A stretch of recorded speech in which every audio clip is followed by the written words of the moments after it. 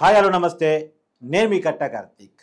YCP అధికారం పోయి 1 సంవత్సరం కూడా కాలేదు, కానీ రోడ్డు మీదకి వచ్చింది. పెద్ద ఎత్తున ప్రోగ్రామ్స్ చేస్తూ ఉంది. రప్ప ఐదాలు కొడతా ఉంది. అవసరమైతే రప్ప ఏం చేయడానికైనా సిద్ధమంటా ఉంది. పేరు నాని వ్యాఖ్యలు చూసాం. చీకట్లో కన్ను కొట్టి ఏదో ఒకటి చేసేయాలి, బయటకు వచ్చి ఏం తెలియనట్టు ఏమిరా అని అనేసేయాలి, అంటే అమాయకులాగా నటించాలి.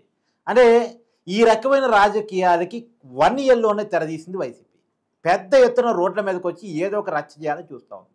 అంటే ఏంటి వీళ్ళ ఉద్దేశం, ఏం చేయబోతున్నారు, వైసీపీకి ఉన్న మాస్టర్ ప్లాన్ ఏంటి తెలుసుకునేటువంటి ప్రయత్నం చేద్దాం. మనతో ఉన్నారు ప్రముఖ రాజకీయ విశ్లేషకులు అంకమరావు గారు. సార్ నమస్కారం. నమస్తే కట్టవారు. సార్, సహజంగా మొన్న ఒక సీనియర్ జర్నలిస్ట్ ఒక కథనం ప్రచారం చేశారు. కూటమి అంటే అప్పటి టీడీపీ పార్టీ వైసీపీకి వ్యతిరేకంగా రోడ్ల మీదకి రావటానికి దాదాపు ఒక 3.5-4 సంవత్సరాలు పట్టింది. ఒక 2 సంవత్సరాలు అసలు టీడీపీ నాయకులు రోడ్ల మీద కనపడలేదు, ఆ రోజు జగన్కి వచ్చిన వేవ్ చూశాక. కానీ ఇప్పుడు వైసీపీ 1 సంవత్సర కాలంలోనే పెద్ద ఎత్తున రోడ్ల మీదకి వచ్చింది, ప్రోగ్రామ్స్ చేస్తూ ఉంది. ఎవరెవరు ఇక వీళ్ళు బయటికే రారు అనుకున్న నాయకులు రోడ్ల మీదకి వచ్చి గొడవ చేస్తున్నారు. మళ్ళా పాత రాగానే రెచ్చగొట్టే కామెంట్ చేస్తున్నారు. వీళ్ళు రెచ్చగొట్టే కామెంట్ వెనకాల ఉన్న ఉద్దేశాలు ఏంటి అంటే సహజంగా ఏముంటుందంటే కింద పడ్డాన్ని చూసి ప్రతి ఆడు నవ్వుతాడు. లెగిసి మళ్ళీ అతను గెలిచిన తర్వాత మళ్ళీ ఆ కింద పడ్డాళ్ళ గురించి నవ్వుకుంటూ ఉంటారు. తెలుగుదేశం ప్రభుత్వం ఓడిపోయిన తర్వాత బజారుకి రాలేదు అని చెప్పని మనం మాట్లాడుకుంటున్నాం. మొట్టమొదటగా బజారుకి వచ్చి నిలబడి కలబడింది లోకేష్ బాబు. అవును, ఖచ్చితంగా. అప్పుడే ఎక్కడ ఏం గొడవ జరిగినా వెళ్ళాడు, నిలబడ్డాడు, కలబడ్డాడు. అప్పుడు అవతారం చేసినట్టు. కాకపోతే ఇప్పుడు ఈరోజు చెప్పుకోవడానికి చాలా వస్తూ ఉంటాయి, కానీ ఏ నాయకుడు పారిపోలేదు, వీళ్ళు పారిపోతున్నట్టుగా. ఏ నాయకుడిని అదుపులో తీసుకున్నా కూడా వాళ్ళ ఇంట్లోంచి లేకుండా వెళ్ళిపోలేదు. అంటే గుండెపోటు, రిసార్ట్స్లో దొరకటం గతంలో లేవు. వాళ్ళు ధైర్యంగా నిలబడ్డారు, కలబడ్డారు. కాకపోతే ఏంటంటే జగన్మోహన్ రెడ్డిని, ఆంధ్ర రాష్ట్ర ప్రజలని కాపాడింది ఏంటంటే కోవిడ్ రావడం వల్ల 2 సంవత్సరాలు వాళ్ళది అవకాశంగా తీసుకొని వాళ్ళు ప్రత్యేక జీవోని తీసుకొని వచ్చేసి ప్రజలు బజారుకి రాకుండా చేశారు. కానీ 1631 రోజులు నిలబడి కలబడి పోరాడినటువంటి అమరావతి రైతుల గురించి మర్చిపోతున్నారు. కరెక్టే. 4 సంవత్సరాల పైచిలుకు ఆ పార్టీ లోక్సభ సభ్యుడయ్యి రోజు వీళ్ళని బండకేసి ఉతికి రచ్చబండ ద్వారా వాళ్ళు చేసినటువంటి అన్యాయాలు, అక్రమాలు యావత్ ప్రపంచానికి తెలియజేసినటువంటి రఘురామకృష్ణరాజు గారు నిలబడి కలబడి పోరాడాడు. అవును, కరెక్ట్. మర్చిపోకూడదు మనం.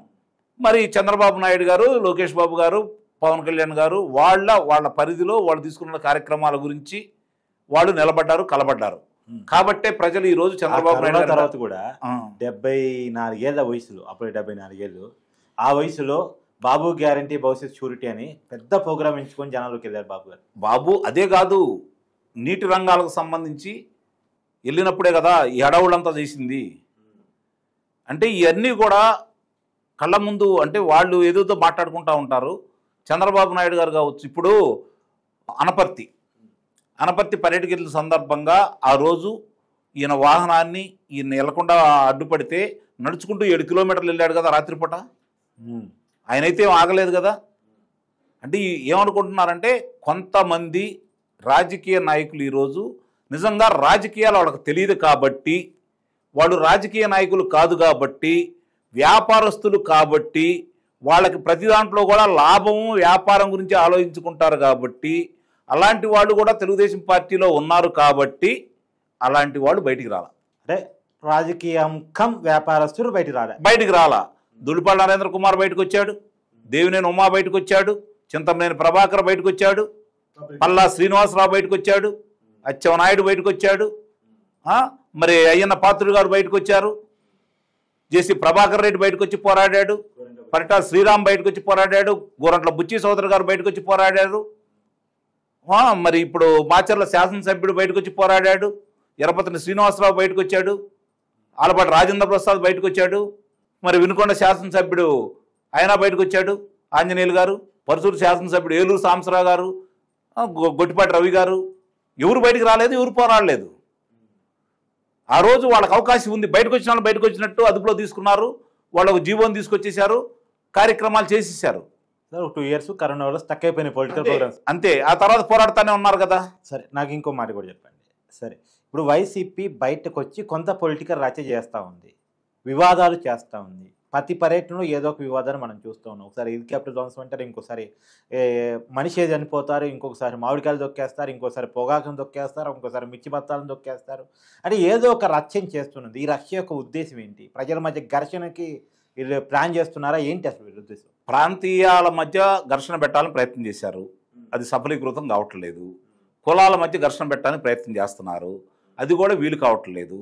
అయినా సరే కల్పించుకొని ఏదో ఒకటి చేయాలని చెప్పి నిన్న గుడివాడ సంఘటన చూసుకున్నా కూడా, బంగారుపాళ్యం సంఘటన చూసుకున్నా, రెంటపాళ్ల సంఘటన చూసుకున్నా, లేకపోతే పొదిలి సంఘటన చూసుకున్నా, తెనాలి సంఘటన చూసుకున్నా, కళ్ళ ముందు కనపడుతున్నాయి ఏంటంటే వర్గ వైషమ్యాలను రెచ్చగొట్టి బడుగు బలహీన వర్గాలని తెలుగుదేశం పార్టీ ఏదో చేస్తుంది. ఆయన పేరుని నాని ఉదంతం చూసుకుంటా ఉంటే ఆయన చాలా సంభాషణలో స్పష్టంగా అర్థమైంది కదా, లోకేష్ బాబు గారిని దీంట్లో ఇరికించాలని చెప్పని కళ్ళ ముందు కనపడతానే ఉంది కదా. అంటే వాళ్ళు ఒక పథకం ప్రకారం ఈరోజు జగన్మోహన్ రెడ్డి వచ్చి మాట్లాడుతూ ఉన్నాడు ఆ అమ్మాయి గురించి, హారిక గురించి, వాళ్ళ భర్త రాము గురించి, ఇంకో నాగార్జున యాదవ్ గురించి మాట్లాడుతూ ఉన్నాడు.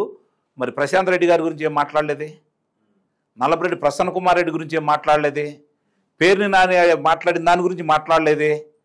చిత్రంలో సంభాషణలో ఉంటే, చిత్రంలో పాటలు ఉంటే, చిత్రంలో సన్నివేశాలు ఉంటే అది సెన్సార్ వారు కట్ చేయొచ్చు కదా, దాన్ని అనుసరిస్తే తప్పేంటి, ఆ విధంగా ప్రవర్తిస్తే తప్పేంది అన్నాడు. చిత్రాల్లో పరపర నరుగుతారు, బయట కూడా నరుగుతారా? నరిగితే చూస్తా ఊరుకుంటారా? అంటే ఆయన ఏ విధంగా మాట్లాడుతున్నాడో అర్థం కావట్లేదు. ఇంకోటి అన్నాడు, మామూలుగా మేము ఆయన వచ్చిన తర్వాత అంట ఇది గుంటూరు మిరపకాయల కొనుగోలు కేంద్రానికి వెళ్ళిన సందర్భంగా 8,000 నుంచి 11,000 పడిపోయిందంట. నాకు తెలియదు, 8 నుంచి 11కి వెళ్తే పడిపోయినట్టు పెరిగినట్టు నాకైతే తెలియదు. మరి మీకేమైనా తెలిస్తే చెప్పండి, అది పడిపోయినట్టు పెరిగినట్టు. మరి నాకు తెలిసిన లెక్కలు 8 కన్నా 11 పెద్ద అంకె. మరి ఆయన అంటున్నాడు ఈరోజు.